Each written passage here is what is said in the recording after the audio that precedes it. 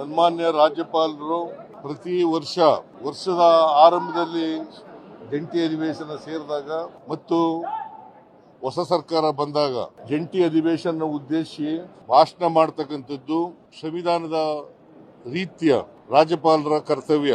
Article 176, 163 ಬಹಳ ಸ್ಪಷ್ಟವಾಗಿ ಹೇಳ್ತದೆ. ರಾಜ್ಯಪಾಲರು ಅವರು ತಯಾರು ಮಾಡಿದಂತ ಭಾಷಣವನ್ನು ಓದಾಗಿಲ್ಲ.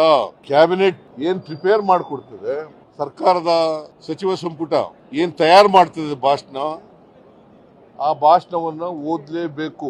ಇವತ್ತು ಜಂಟಿ ಅಧಿವೇಶನ ಕರೆಯಲಾಗಿದೆ. ಯಾಕಂದ್ರೆ ಇದು ಮೊದಲನೇ ವರ್ಷ ಮತ್ತೆ ಮೊದಲನೇ ಜಂಟಿ ಅಧಿವೇಶನ, ಜೊತೆಗೆ ವಿಶೇಷ ಅಧಿವೇಶನ ಕೂಡ ಕರೆದಿದೆ.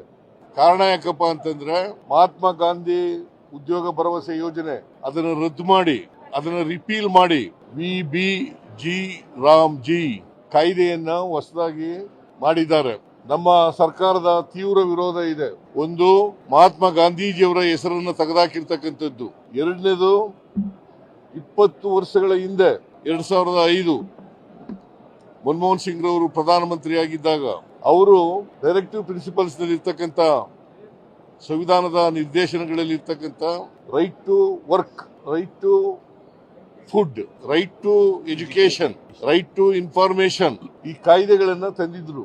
ಉದ್ದೇಶ ರೈಟ್ ಟು ವರ್ಕ್ ಕಾಯ್ದೆ ತಂದದ್ದು ಉದ್ದೇಶ ಏನಪ್ಪಾ ಅಂತಂದ್ರೆ ಹಳ್ಳಿಗಾಡಿನಲ್ಲಿ ಇರ್ತಕ್ಕಂಥ ಬಡ ಕಾರ್ಮಿಕರಿಗೆ ವರ್ಷದಲ್ಲಿ 100 ದಿನಗಳ ಕಾಲ, ಕನಿಷ್ಠ 100 ದಿನಗಳ ಕಾಲ ಉದ್ಯೋಗವನ್ನ ಕೊಡಬೇಕು ಅಂತಕ್ಕಂಥ ಉದ್ದೇಶದಿಂದ.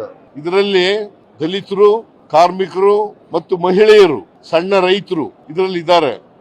ಈ ಉದ್ಯೋಗ ಪಡ್ಕೊಳ್ತಕ್ಕಂಥ ಕೆಟಗರೀಸ್ನಲ್ಲಿ ಇವರೆಲ್ಲರೂ ಕೂಡ ಇರ್ತಕ್ಕಂಥ ಇದು ವಿಶೇಷವಾಗಿ 53% ಮಹಿಳೆಯರಿದ್ದಾರೆ, 28% ದಲಿತರಿದ್ದಾರೆ.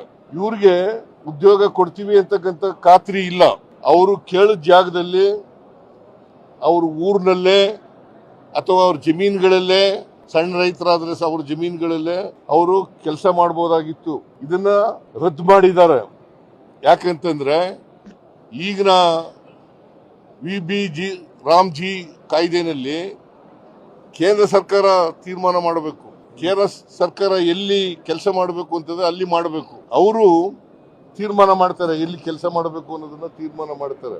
ಆಮೇಲೆ 365 ದಿನಗಳು ಯಾವಾಗ ಕೆಲಸ ಕೇಳಿದ್ರು ಕೊಡಬಹುದಾಗಿತ್ತು, ಯಾವಾಗ ಕೆಲಸ ಕೇಳಿದ್ರು ಕೂಡ ಕೊಡಬೇಕಾಗಿತ್ತು. ಅದು ಸರ್ಕಾರದ ಕರ್ತವ್ಯ. ಜೊತೆಗೆ ಆಕ್ಷನ್ ಪ್ಲಾನ್ ಮಾಡತಕ್ಕಂಥದ್ದು ಪಂಚಾಯತಿಗಳು, ಗ್ರಾಮ ಸಭೆಗಳು.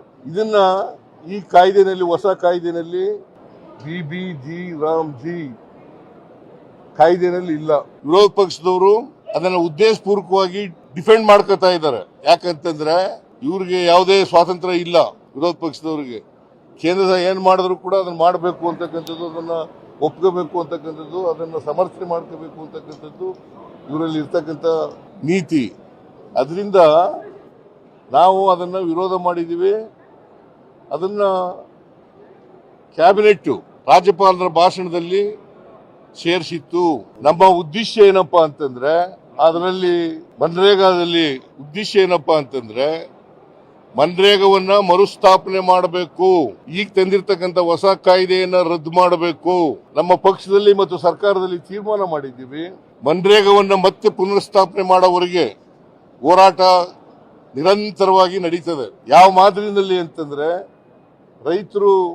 ರೈತ ವಿರೋಧಿ ಕಾಯ್ದೆಗಳನ್ನ ತಂದಿದ್ರಲ್ಲ, ಅವುಗಳನ್ನ ವಾಪಸ್ ತಕೊಂಡ್ರಲ್ಲ, ಅಲ್ಲಿವರೆಗೂ ಕೂಡ ನಾವು ಹೋರಾಟವನ್ನ ಮುಂದುವರಿಸತಕ್ಕಂಥ ಕೆಲಸವನ್ನ ಮಾಡ್ತೀವಿ. ಆದ್ರೆ ರಾಜ್ಯಪಾಲರು ಕ್ಯಾಬಿನೆಟ್ ತಯಾರು ಮಾಡದಂತ ಭಾಷಣವನ್ನ ಓದ್ದೇನೆ ಅವರೇ ತಯಾರು ಮಾಡದಂತ ಒಂದು ಪ್ಯಾರಾ ಭಾಷಣವನ್ನ ಓದಿ ಸಂವಿಧಾನದ ವಿಧಿಗಳಿಗೆ ವಿರೋಧ ಮಾಡಿದ್ದಾರೆ, ಉಲ್ಲಂಘನೆ ಮಾಡಿದ್ದಾರೆ. 176, 163 ಇಟ್ಸ್ ವೆರಿ ವೆರಿ ಕ್ಲಿಯರ್. ಈ ರಾಜ್ಯ ERC shall read the speech prepared by the cabinet of the government. ಇದು ಇರ್ತಕ್ಕಂಥ ವಾಸ್ತವ ಪರಿಸ್ಥಿತಿ. ಇದು ಸಂವಿಧಾನದ ಉಲ್ಲಂಘನೆ ಆಗಿದೆ, ಮತ್ತೆ ಜನ ಪ್ರತಿನಿಧಿಗಳ ಸಭೆಗೆ ಅವಮಾನ ಆಗಿದೆ. ಇದು ಮೊದಲಿಂದ ನಡ್ಕ ಬಂದಿರತಕ್ಕಂಥ ಪದ್ಧತಿ. ಸಂವಿಧಾನ ಬಂತವಿಂದ ಅಸೆಂಬ್ಲಿಗಳು, ಪಾರ್ಲಿಮೆಂಟ್ಗಳು ಪ್ರಾರಂಭ ಆದ್ಮೇಲೆ ನಡ್ಕ ಬಂದಿರತಕ್ಕಂಥ ಸಂವಿಧಾನ ಬದ್ಧವಾದಂತ ವಿಚಾರ. ಇದನ್ನ ಉಲ್ಲಂಘನೆ ಮಾಡಿದ್ದಾರೆ. ಇದನ್ನ ನಮ್ಮ ಸರ್ಕಾರ ಪ್ರತಿಭಟನೆ ಮಾಡ್ತದೆ. ನಮ್ಮ ಪಕ್ಷ ಪ್ರತಿಭಟನೆ ಮಾಡ್ತದೆ, ನಮ್ಮ MLAಗಳು ಪ್ರತಿಭಟನೆ ಮಾಡ್ತಾರೆ, MLCಗಳು ಪ್ರತಿಭಟನೆಯನ್ನು ಮಾಡ್ತಾರೆ. ಇಡೀ ರಾಜ್ಯದಲ್ಲಿ ನಾವು ಹೋರಾಟವನ್ನು ಹಮ್ಮಿಕೊಂಡಿದ್ದೀವಿ. ರಾಜ್ಯಪಾಲರು ಕೇಂದ್ರ ಸರ್ಕಾರದ ಕೈಗೊಂಬೆಯಂತೆ ವರ್ತಿಸಿದ್ದಾರೆ. ಕೇಂದ್ರ ಸರ್ಕಾರ ಮಾಡಿರ್ತಕ್ಕಂಥ ತಪ್ಪನ್ನು ಮುಚ್ಚಿಕೊಳ್ಳಲಿಕ್ಕೋಸ್ಕರ ರಾಜ್ಯಪಾಲರ ಕೈಲಿ ಬೇರೆ ಭಾಷಣವನ್ನು ಓದಿಸಿದ್ದಾರೆ. ಇದು ಸಂವಿಧಾನ ಬಾಹಿರ, ಸಂವಿಧಾನದ ಉಲ್ಲಂಘನೆ. ಅವರ ಕರ್ತವ್ಯವನ್ನ ಪಾಲನೆ ಮಾಡಿಲ್ಲ, ಅವರ ಜವಾಬ್ದಾರಿಯನ್ನ ಪಾಲನೆ ಮಾಡಿಲ್ಲ.